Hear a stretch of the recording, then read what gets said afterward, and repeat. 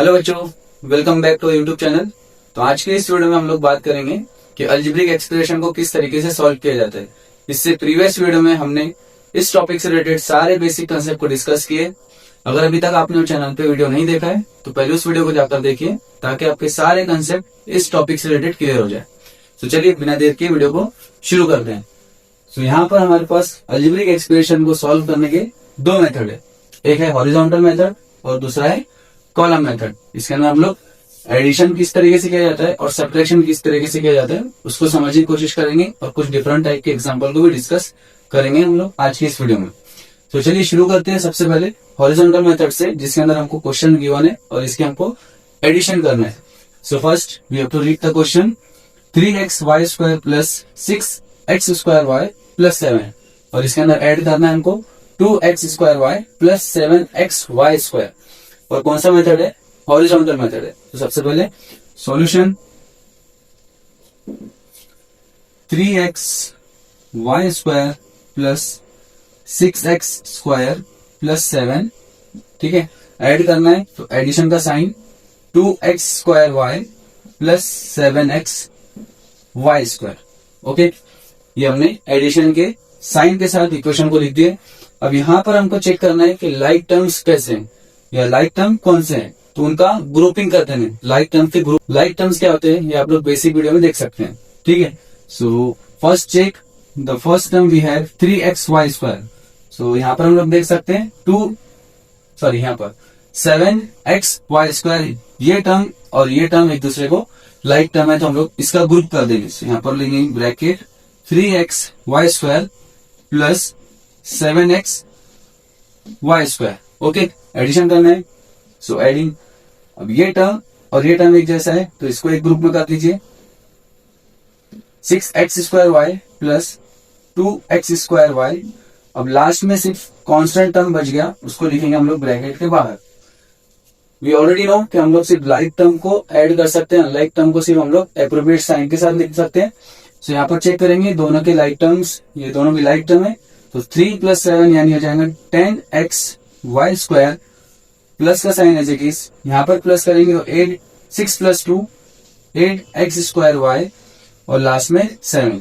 So this is your final answer. अब ये इसके आगे सॉल्व नहीं होगा बिकॉज इस टर्म का और इस टर्म का जो साइन है यानी ये दोनों भी अनलाइक टर्म है। ये जो दोनों भी टर्म लिखे हुए अनलाइक टर्म है जिसको हम लोग ऐड नहीं कर सकते, इसके आगे क्वेश्चन सॉल्व नहीं होगा। तो कुछ इस तरीके से आप लोग हॉरिजॉन्टल मेथड में लाइक टर्म्स की ग्रुपिंग करते हैं और देन उसको depend on the sign addition करना है, सब्ट्रैक्शन करना है, वो हम लोग अप्लाई करते हैं। सो दिस इज हमारा फाइनल आंसर। अब हम लोग सब्ट्रैक्शन को क्वेश्चन सॉल्व करेंगे पर कॉलम वाले मेथड से, ठीक है। सो ये हॉरिजॉन्टल मेथड था, अब कॉलम वाला मेथड हमको समझा दे। Subtract 8x power 4 plus 9xy minus 7y square plus 7 को सब्ट्रैक्ट करना है किसमें से? 9x raise to the power 4 minus 5y square minus 6xy minus 3। तो हम लोग इसको पहले कॉलम वाले फॉर्मेट में लिखते थे। सो इस अलजेब्रिक एक्सप्रेशन को इसमें से माइनस करना है तो इसको पहले ऊपर लिखना पड़ेगा। So solution 9x raise to the power 4 minus 5y square minus 6xy minus 3। इस एक्सप्रेशन में से इसको माइनस करना था इसलिए हमने इसको ऊपर पहले लिख दिए। अब यहाँ पर लिखने का तरीका आप थोड़ा सा ध्यान से देखिए। पहला टर्म है हमारा 8x rays to the power 4, ऊपर वाला टर्म और नीचे वाला टर्म सेम होना चाहिए। अब सेकंड टर्म हमारे पास आ गया स्क्वायर वाला टर्म, ठीक है। सो ऊपर वाली एक्सप्रेशन में जो स्क्वायर वाला टर्म रहेगा उसको पहले लिखना पड़ेगा। हम लोग इस सीक्वेंस से जाएंगे तो टर्म के नीचे टर्म नहीं आएगा, इक्वल टर्म नहीं रहेगा, यानी लाइक टर्म हम लोगों को लिखना होता है। सो यहाँ पर माइनस 7y स्क्वायर जो कि हमारे माइनस 5y स्क्वायर से सेम है यानी लाइक टर्म है उसके लिए। देन लिखेंगे प्लस 9xy और लास्ट में लिखेंगे हम लोग 7। वन मोर थिंग, जब भी आप लोग सब्ट्रैक्ट कर रहे हैं सो नीचे वाले एक्सप्रेशन का हम लोग साइन चेंज कर देते हैं। सो यहाँ पर प्लस है तो ये माइनस आ जाएगा, ये प्लस हो जाएगा, ये माइनस और ये माइनस। ओके, अब इसको सॉल्व करिए। 9 माइनस 8 करेंगे सो 1 बचता है यानी हम लोग डायरेक्ट यहाँ पर x raise to the power 4 लिख सकते हैं। यहाँ पर है माइनस का साइन, यहाँ पर है प्लस का साइन, सो माइनस प्लस ये हो जाता है माइनस। सो 5 माइनस 7 करेंगे so we got minus 2y square यहाँ पर माइनस है और यहाँ पर भी माइनस है बिकॉज साइन चेंज हो गया। सो माइनस माइनस प्लस हो जाएगा, 6 + 9 15, साइन लगेगा निगेटिव का 15xy, और यहाँ पर भी माइनस माइनस प्लस हो जाएगा, सो -10। तो this is your final answer of this expression या दिस क्वेश्चन।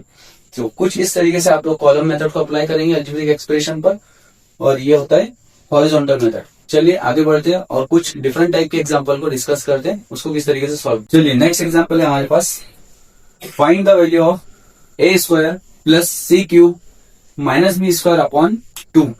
और यहाँ पर a की वैल्यू भी गिवन है हमारे पास 2, b की वैल्यू है -3 एंड c की वैल्यू है -1। सो इस इंफॉर्मेशन की बेसिस पे हमको इस एक्सप्रेशन को सॉल्व करना है। चलिए शुरू करते हैं सॉल्यूशन।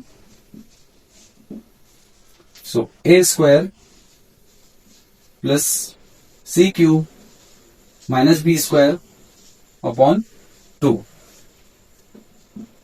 a हमारे पास है वैल्यू 2, यानी हमको लिखना पड़ेगा 2 का स्क्वायर, प्लस c की वैल्यू है -1, सो -1 का क्यूब, माइनस b की वैल्यू है -3, सो -3 का स्क्वायर बिकॉज b² लिखा है, अपॉन में 2 एज इट इज।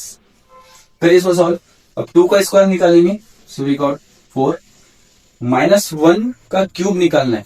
अब कभी भी जब पावर और रहेगी किसी भी नंबर की और वो नेगेटिव नंबर है तो नेगेटिव ही आंसर आता है।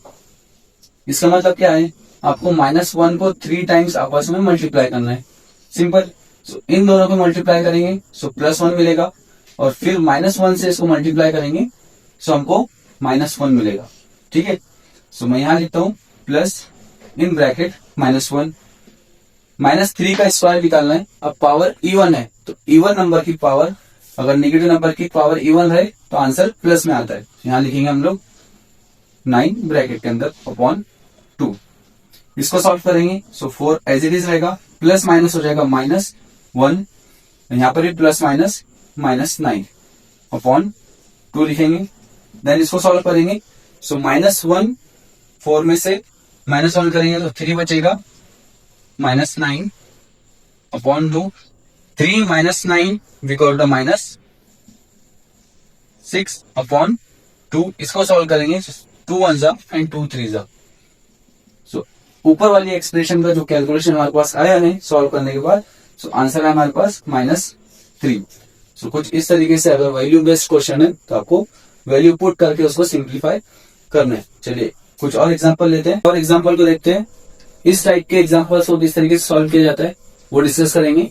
सो what should be subtracted from 18n³ - 9n² + 3mn + 5 to obtain 5n² - 7 - 19n³ + 8mn।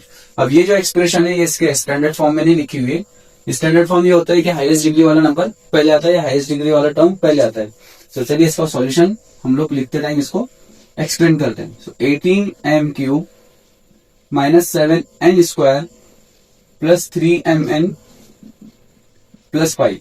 अब क्वेश्चन ये है कि इसमें से ऐसे क्या नंबर को आप सब्ट्रैक्ट करेंगे या इसी कौन से अलजेब्रिक एक्सप्रेशन को इस एक्सप्रेशन में से माइनस करेंगे कि आपको ये आंसर आना चाहिए। ठीक है, अब इसको स्टैंडर्ड फॉर्म में यहाँ पे लिख लेते हैं हम लोग।